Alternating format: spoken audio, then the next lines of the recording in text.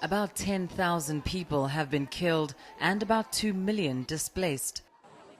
South Sudan has been torn apart by a civil war that has pitted President Salva Kiir's Dinka forces against Nuer civilians, reportedly loyal to former Vice President Riek Machar. The civil unrest has attracted much concern from the United Nations.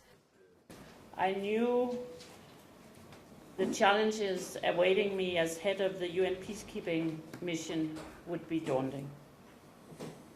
But I must admit, after 3 months, nothing quite prepared me for the enormous suffering endured by the people of South Sudan on a daily basis. The UN is calling for the conflict to stop immediately.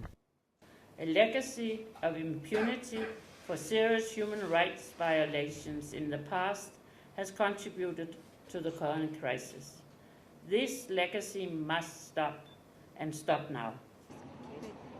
Human Rights Watch also echoes the concerns, calling the situation in South Sudan horrific. Civilians would run to churches and be attacked in churches. Their hospitals were attacked. UN bases, where there are still to this day 100,000 civilians sheltering because they're too afraid to go home, because they're afraid that they will be targeted, often because of their ethnicity.